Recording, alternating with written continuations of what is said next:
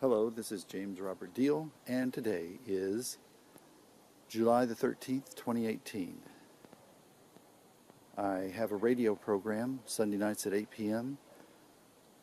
Get on the web and go to jamesrobertdeal.org/radio.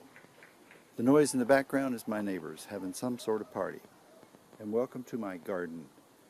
I'm going to talk about my platform. I'm running for the U.S. Senate against Maria Cantwell, and I'm going to point out the major items in the platform on which I question Maria Cantwell and all of the other candidates.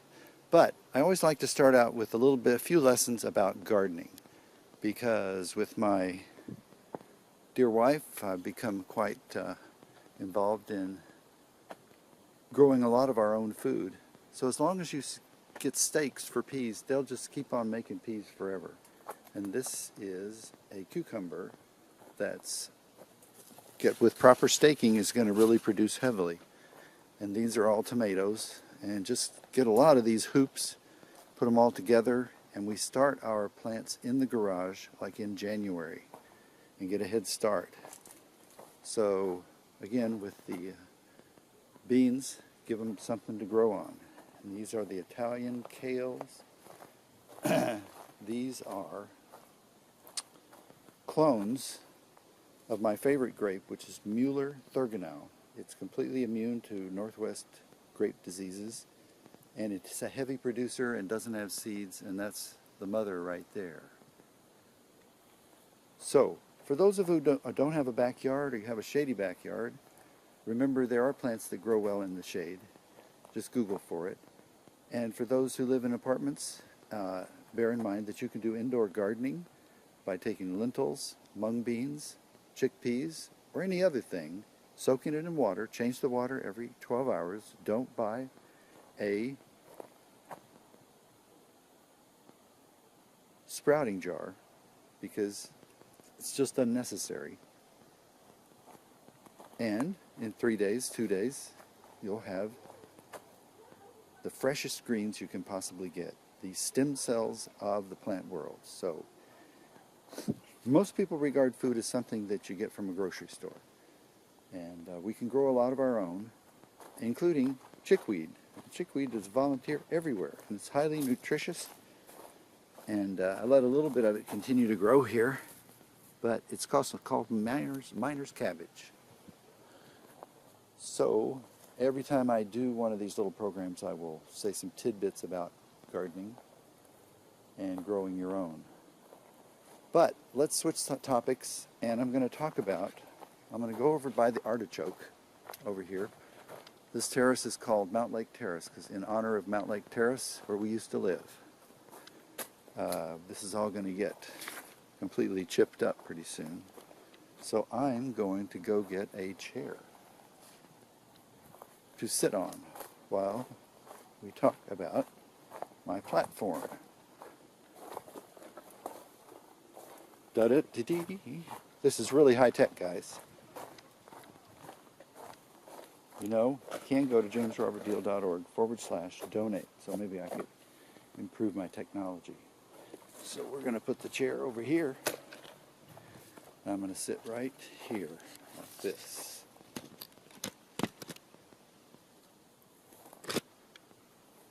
I figured out the last time that I have to sit pretty close for the sound to be picked up. There we go. Alrighty. Let's try to slump down a little bit so I'll get into the picture. And I went for a visit to the Issaquah Chamber of Commerce, and they only gave us 1 minute to talk. So what can you say in 1 minute? So what I would say in 1 minute is my campaign theme song, and it sums up my motivation and my attitude and my green politics. And here's how it goes. Do unto others as you would have them do unto you. Hey, Mr. Rich Guy, I'm talking to you. Hey, big company, I'm talking to you. Hey, big government, I'm talking to you too. Do unto others applies to all. Profits must be goal number 2. After doing something good for the world, you can make a tidy profit without fracking up the world. Do unto others applies to all. Hey Monsanto, where's your code? Your code of ethics, you need one. Hey you fraudulent seller of carcinogenic Roundup, Monsanto, where's your code?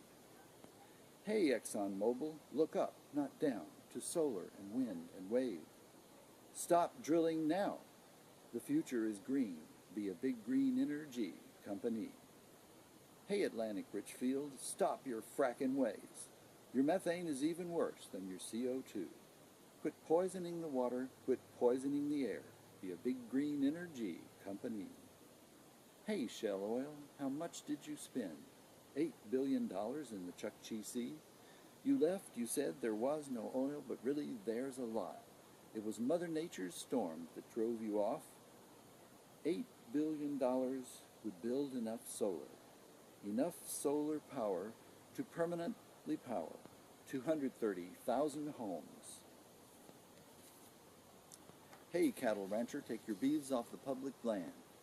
Give the buffalo and the wolf a place to roam. Profits must be goal number 2, after doing something good for the world.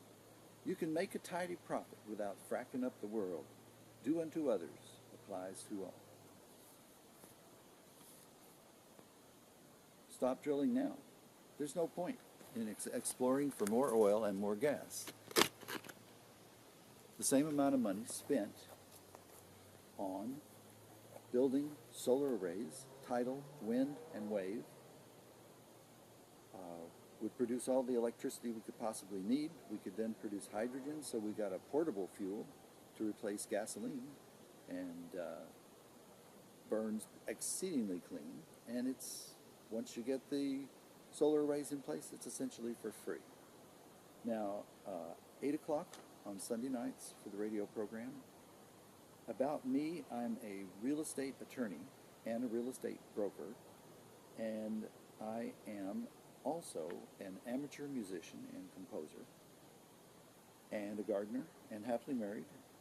And my pro bono work as an attorney, you know, we're all supposed to have some pro bono work, is to point out the many profitable scams, the Consumer Protection Act violations that's wasting your money, making you unhealthy, and not helping us to build a more, a higher quality America. I'm the president of Fluoride Class Action, and I'm the president of the Coalition Against Smart Meters and 5G. So, I have already mentioned stop drilling now, but let me talk about one of the major consumptions of oil, and that's driving. Now, if we could cut the number of cars on the freeway and on the regular roads by half, we would be burning a lot less oil. So, how do we do that? We make it easier to use transit than it is to drive on your own. And the thing that driving on your own delivers to you is door-to-door service. Picks you up where you are, takes you all the way to exactly where you're going. So how could we accomplish that with buses? Well, I don't think we could accomplish that with buses running fixed routes or with trains running fixed routes. We have to have an add-on service, a flexible van system that will come when you telephone them, or when you get on your app and request the ride, or press a pager.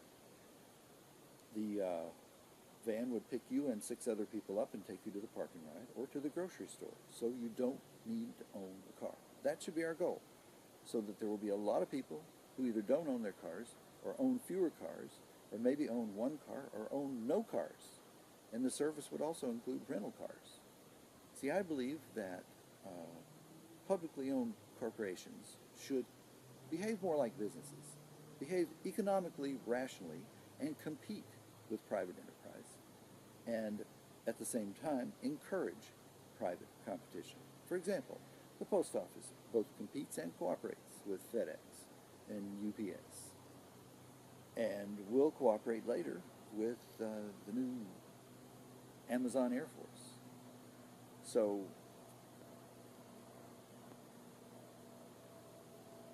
for example, to deal with traffic congestion, Uber drivers could be part of this solution, because there's going to be some people who don't qualify for riding in vans because they're alcoholics or they're obstreperous, and so My proposal is that the taxi drivers and the Uber drivers all join the transit union, and that would guarantee them a decent pension and a decent wage. And then the transit system could refer their spillover traffic to destinations where there's maybe only one or two people going that far out. But for near-in destinations, you could put 6 people in a van, and the cost would be 1/6 of the cost of running Uber, and charge $1 a mile, and have it be an add-on service. And you would continue bus routes that are heavily used, especially on the freeways and on Highway 99.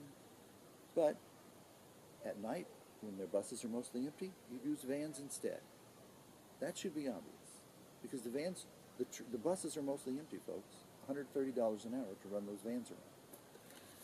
Now, the point I made at Issaquah is that my opponents don't talk about any of these issues.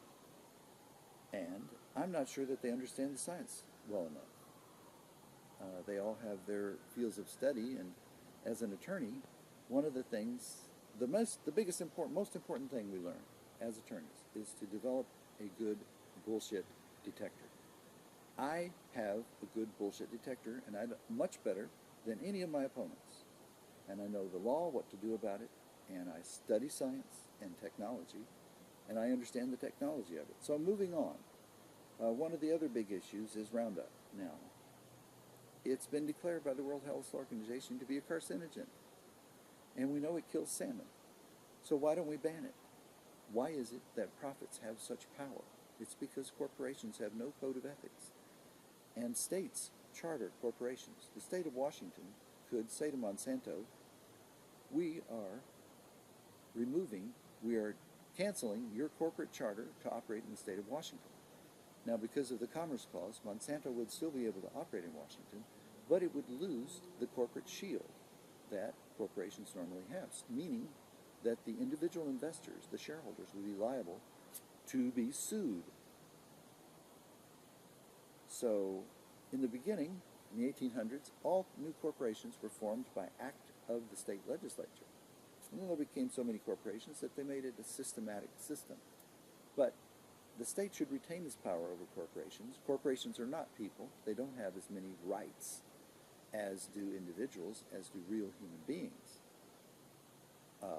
because they're artificial constructs. And if these corporations are not properly hemmed in with a code of ethics, they can become a malignant form of artificial intelligence.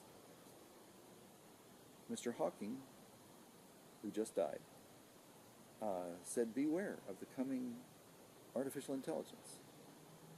If you're listening, Mr. Hawking, I think you were wrong. Artificial intelligence is already here. It's in the form of Monsanto. It's a corporation that doesn't have a code of ethics. It's a correlation of forces. It doesn't have to be something inside of a computer to be artificial intelligence. In fact, artificial intelligence, to be to the point of taking control, would have to have its human allies. And so big corporations pay people, so humans go around doing things and poison themselves. And so most of the food that's not organic is loaded with Roundup.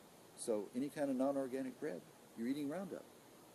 If you eat a non-organic burger, the meat is full of Roundup because the cow was fed corn and soy containing Roundup. So this is an absurdity that we keep spraying Roundup. But why do these profitable frauds continue?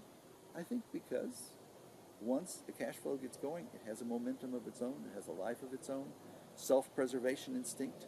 These are dangerous entities unless they have codes of ethics, unless they have laws.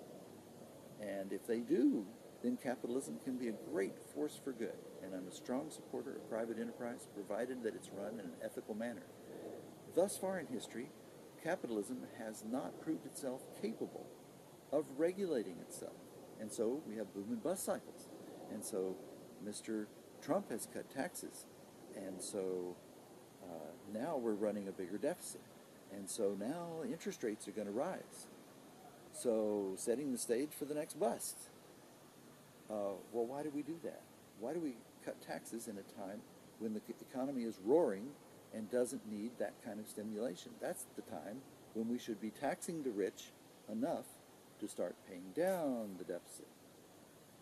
Further, one of the things I would propose as senator is that the Fed have an additional power. Only a power to propose, but a power to propose that taxes on the rich be increased. Increased for a quarter or a year. Those who are still making a lot of money in the time of a recession would pay more. They have more. The poor don't have any more. The middle class doesn't have any more. Our bridges are breaking down. How are we ever going to upgrade the quality of this country and the quality of our education? How are we ever going to take care of the deserted mother? How are we going to take care of children that don't have enough food to eat? How are we going to build enough housing to house everybody if we don't tax the rich, the people who have more money than they know what to do with? Now, of course, some rich people will say, oh, that's communism, that's socialism. No, it's running a balanced society where everybody is subject to what the prophet advised us, that do unto others applies to all. Do unto others doesn't apply just to individuals, it applies to corporations. The golden rule applies to corporations, and the golden rule applies to governments. Governments should do unto others as we should have them do unto us. And we need to change Social Security. It should be diversified. It was intended to be diversified. But what happened is that the Congress didn't know what investments to put the Social Security into, so they just put it into T-bills. Because somebody was saying, well, it would look like socialism if the government bought shares in corporations. And I say no. Corporations are tools. And the government should invest in, for example, the Dow Jones stock average. Because if the government promotes the country, then the market as a whole will go up in value. And the goal should be, over the next 100 years, to develop a Social Security system that is a national wealth fund that funds itself, that has developed so much assets that it can fund itself. Social Security money could be invested in mortgages that have like 40% equity in them, so it would be impossible to lose. And these are mortgages that the government would give to old people for almost interest only, or for no interest, like reverse mortgages, so they could afford to live in their homes, so that they could enjoy the equity that they built up in their homes. So also with corporations that get in trouble and can't pay their taxes, have a big tax debt, why not have the Social Security convert the tax debt into equity ownership, and then help the individuals with coaching and with technical connections and with promotions, overseas promotions, to help these corporations become profitable. What if Bill Gates had gone to the Social Security Fund and said, look, I'd like to get you to invest in my company. A small part of the Social Security Fund should be invested in startups, because some of those startups really turn out to be worth a lot. So moving on, another big issue is smart meters and 5G. The background radiation level for microwave radiation before the electronic age, and compared with the rate of our exposure to microwave radiation now, is a difference of 1 trillion. 1 trillion times more microwave radiation we're being exposed to. And how can we naively think that has no effect on us?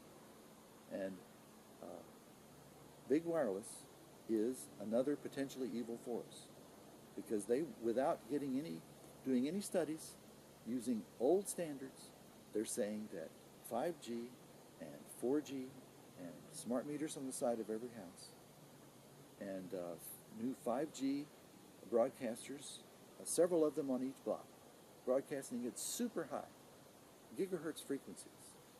It's not going to hurt anybody. Well, we know it hurts people, because there's about 3% of the population that is ultra-sensitive to microwave radiation and to dirty energy, which is the very low frequency radiation that is put out by the smart meters. Organic school gardens. Well, part of my role, if I should be so fortunate as to be elected senator, would be to educate. And one of the things I'd educate on is organic growing, organic farming, especially for schools. Most schools have a lot of empty land. And so what I would say is they should use that land for school gardens. I'm going to have to peek on the back and see how much time is left. I have 9 minutes and 52 seconds. This is a very primitive setup I have. I just have a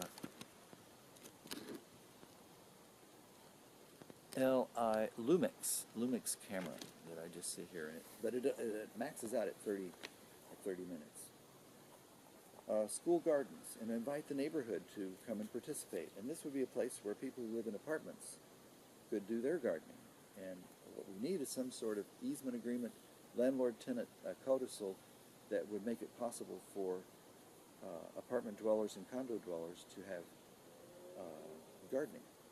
Now, if we have door-to-door transit, we're going to have need for less parking.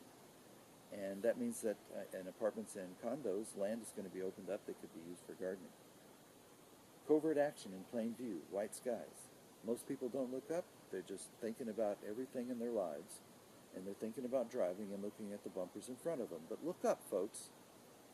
Several days a week here in the Pacific Northwest, the skies are crisscrossed with jets that look like they're old cars that blew a gasket. And the smoke is coming out from behind, and so much different than the airplanes you see taking off from the airport. High bypass engines don't make contrails anymore to any great extent, and when they do, they dissipate immediately because they're ice crystals. But these plumes of smoke coming out of these planes are something different, and I want to know what it is. And people who should know say it's aluminum and barium, and it comes from the coal fly ash that the EPA has now declared can be used for pretty much any purpose. So I call it covert action in plain view. They don't say a word about it on the evening weather news. They don't say clear skies except for a whole lot of chemtrails. And so a technique is being used to rebuke those who would oppose fluoridation, to mock them as conspiracy theorists, people who think there's something wrong with putting cell phones up against your ears and letting babies play with cell phones that are turned on. Folks, at least turn your cell phone on airplane mode. And when you're driving, put your phone on airplane mode. And because inside the car, the microwave radiation is bouncing around. Salmon recovery. We say we want the salmon to recover. We want the orcas to survive and they eat salmon. But yet, we flush monumental amounts of fluoride down our drains, down the sewer, goes right into the river, and blocks the route of the salmon, because salmon hate fluoride. To them it stinks, because they're anadromous, because they absorb salts, and then they absorb the fluoride, which is a salt in the river, and it kills them. So they flee from it. They swim in circles and don't get back to their creek. And so all those hundreds of creeks in Seattle that used to have salmon wiggling up there and laying their spawn, no longer. And also because Roundup kills salmon and should be banned. Fiber optic internet. That's the solution to communication. Fiber optic to every house, fast speed, turn off your Wi-Fis. It should be possible for you to take your cell phone when you get home and plug it in to an RJ, take your RJ jack, if you've got an iPhone, and plug it into the RJ45 jack, and then you should be able to talk on your cell phone with your cell phone in airplane mode. And when you go to Starbucks, each table should have plug-ins, so you could plug your phone in and not be irradiated by Wi-Fi. And schools should turn off the Wi-Fi because it's the total amount of microwave radiation over the total number of years, the intensity. Why do we have Wi-Fis in schools when these desks are all in the same place? They don't move around. We either run conduit or drop it from the ceiling, or have the computers on the wall, along the wall. But don't use Wi-Fis in school. Why radiate the kids? Their brains are not as thick as ours. So what I'm doing is I'm going through the whole platform in detail that I can't do. Lower the voting age to 17.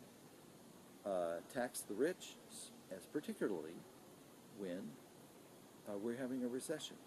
Because it's the rich who probably caused the recession by their negligence or their overshoot, and they have more money than everybody else. So good capitalism doesn't decapitalize itself.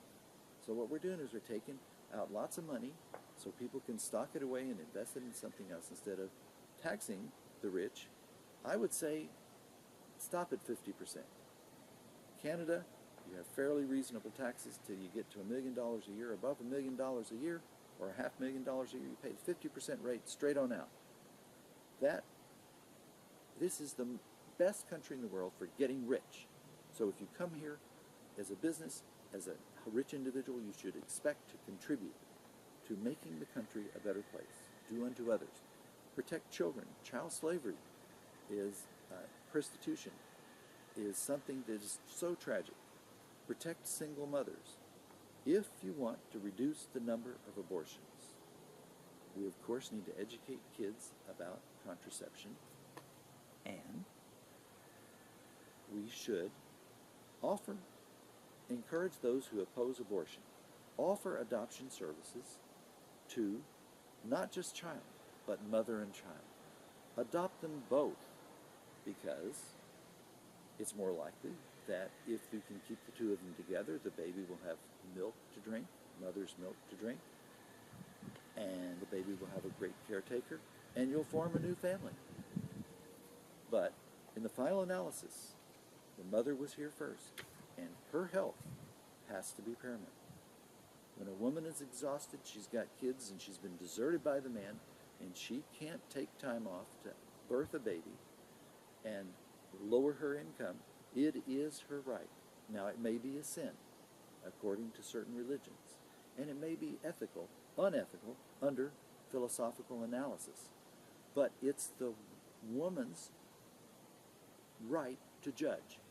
If we're going to prohibit and allow some abortions and prohibit others, somebody's got to be the judge. Who's the best judge? The women. Women have sensitive consciences. Women are not going to make a bad choice. And if she goes to hell for it, it's her choice. Protect prisoners. How prisoners are treated is ridiculous. It should be an educational institution. Abolish bail. The poor have to get stuck in jail where people with money can get out. Legalize most recreational drugs with skull and crossbones, not meth, which is actually deadly, not deadly recreational drugs. Diminish the mafia, and right next door have a clinic for those who want to get off the addiction. House everybody. Small apartments, large apartments, 20-story buildings.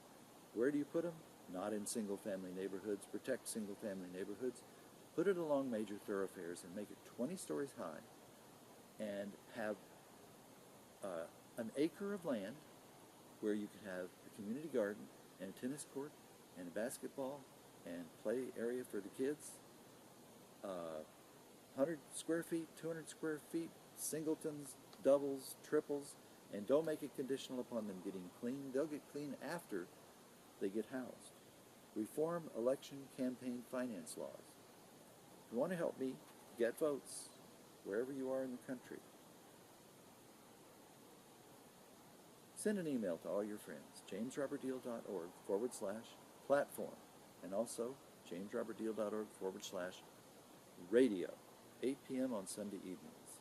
And at other times, I'm going to post videos like this on that radio site. Let me pause to give you a commercial message. I'm a real estate broker and a real estate attorney throughout the state of Washington. I specialize in seller financing, commercial deals, lease options.